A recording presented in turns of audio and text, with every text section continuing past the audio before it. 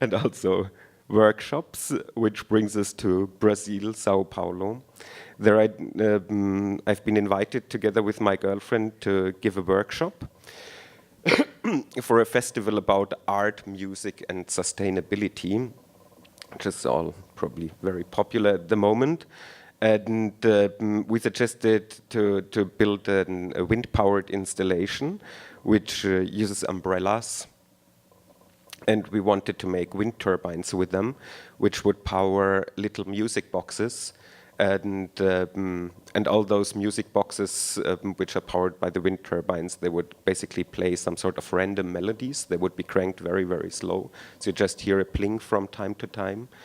And so our aim was to construct some sort of like a magic forest of random music. And here you can see the setup. It was in some sort of forest park situation in the inner city.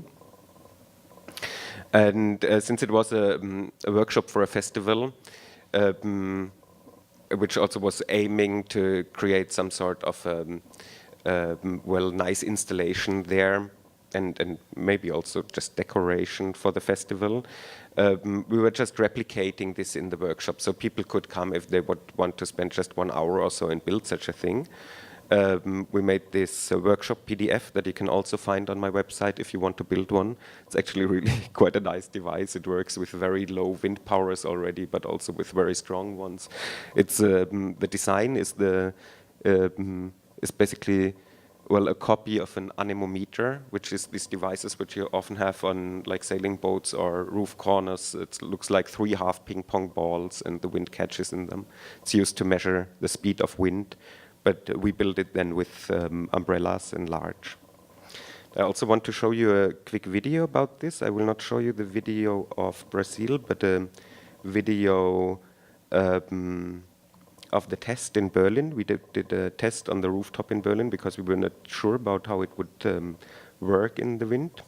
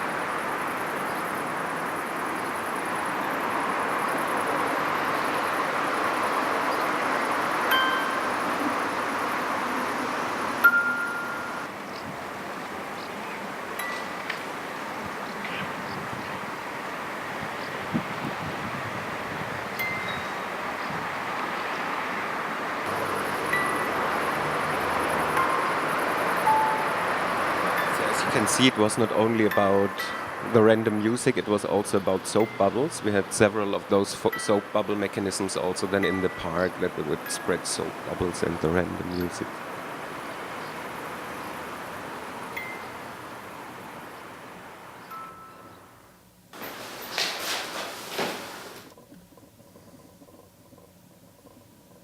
So, shameless self-promotion, this is where we stopped. Yeah, I get quite often invitations to workshops, and I have to say that personally I don't like those kind of festival invitations so much because there is often just very short time to make something. So it's not really very creative. It is the kind of workshop that you can do there is rather to show how to make something manually. Like in this Brazil workshop, a lot of people were just excited to learn for the first time how to operate a power drill and a circular saw. They've never done it. What I like a lot more are workshops with a lot of time. And this was such a workshop here. It was at the art school in Offenbach in Germany. We had 10 days of time. And it was a class for digital media, which was in a weird situation. They didn't have a professor at the moment, so they were just inviting different people to give workshops there. And I suggested to the students to build computers from scratch out of cardboard in this workshop. So we made this cardboard computer workshop, and basically I came with 3 books as an inspiration. One was the autobiography of Konrad Zuse, the German computer pioneer who built one of the first computers in Berlin in the 1940s. Another book was I have it from Montreal, from the trash. I found it, the trash. It's an old Radio Shack book about digital electronic circuits. And the third book was a pop-up book from the 80s, which explains how a PC works. So when you open it up, it just sets up a complete computer out of cardboard in front of you, and you could like look inside and check how it works. And I was really not. I had no clue what the students would do with it. I also ordered just material for 1,000 euros, cardboard, just the most expensive, really nice cardboard to work with, and then I let the students do whatever they wanted to do. And I assumed a bit that they would probably go in some sort of illustrative or decoration way, but they were really quite cool and interested in hardcore logics also. Like there were those 2 young ladies, she's one of them, which right away took this digital electronics book, and they wanted to understand really the the basics of digital logics. So what they have built is a NAND gate.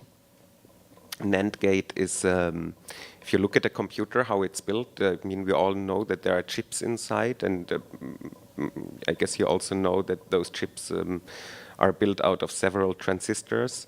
But well, if you look from the bottom up, the first thing that you need for a computer is transistors. Then you take a few of them together and you build logic gates out of them, which is basically an implementation of Boolean algebra. This means that you have always 2 inputs, which are 2 bits, and you compare them, and it creates 1 output. Like this is a NAND gate, stands for not AND. So if you have a 1 and a 1 together, the outcome in this case would be a 0. So you have all kinds of different in and output states. And if you take many of them together, you can build actually a whole computer. You can build, it's a universal gate, which means you can build all the other gates with it, and you can build memory with it, you can build algorithmic units with it, which calculate. So you can build a whole computer just out of those parts if you have many of them, and you just put them in the right order behind each other. And this was the aim of here Lisa and the other girl. And over several design iterations, they have built a really cool working. This now also doesn't play animated GIFs, so I have to move this here. So this is now, the final result was a functioning NAND gate. On the left side, there are like 2 inputs here, which you can slide left and right, and then on the right side, there goes this kind of thing outside. And if you would take now many of them and put it behind each other, you could like trigger with the output other inputs, which would make it, yeah. So they could have built like really some sort of counter or a calculator or adding thing with it. But in theory, I mean, they would have had to build many of them. Another nice example is this here. It's a racing game that one student has built, which I also liked a lot.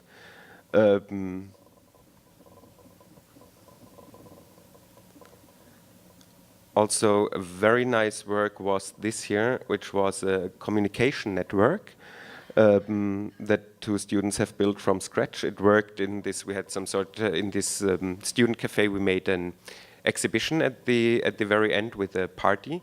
And there were 4 communication stations. There was one at the DJ, one at the bar, one at the main exhibition table, and one somewhere else, I don't remember it. And at each station you could select a receiver. Let's say you are at the exhibition place and you want to send a message to the bar, could select the bar, and then you had one push button with which you could send one information. In this case it was like this kind of sign which goes up and says, I want one beer. Or for the DJ there was like louder. And it was just all working with pulling ropes. And in the middle, the core, there was this rectangular device here, which I found very interesting. That the students came completely up with this mechanism by themselves. But what they have basically built is an old school Strauger switch, which was the switch which was used to put through telephone calls automatically. So when the dial telephone came up, then those kind of switches were used there. And it was quite nice because they have like reinvented a very important old piece of technology without even knowing that this existed, and told them later that they would have to check videos about this. It's very impressive. And the fun thing is that those pieces were even used then in computers, those kind of Strauger switches in the very first computers. So in that case, with this workshop, I always try out different teaching concepts also. And in this workshop, I was quite excited about this high material budget that we had and this really nice cardboard. So I asked the students if they would be all right with it if I just also build my own stuff there and I just answer questions or so if they have some. And that worked out quite well. I was totally bubbling and I was cutting gears like with a knife. And I wanted to build a plotter because I always wanted to have a plotter, so such a drawing device. So I built a plotter out of cardboard, and I can show you a video of that also.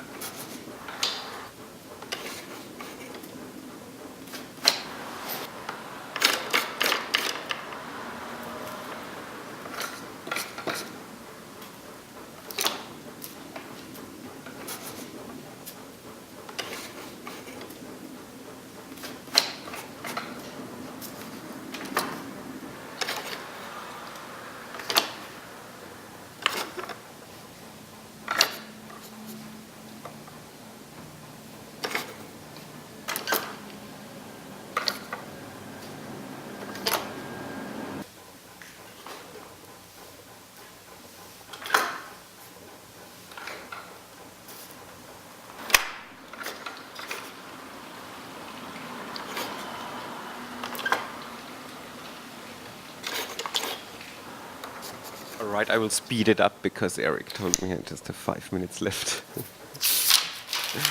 So let's see the final result. I jump towards the end. I mean, what you can see there already is there is this rotary dial input interface. It has a digital memory, actually, this whole thing, which is the book with all the numbers. While the device itself is completely analog and mechanic. So, and here we have a hello world written on it, which is also, it's usually the first, if you learn a new programming language, the very first thing that you program is a hello world program, just to let the computer say display or whatever hello world, just to get a general understanding of the programming language.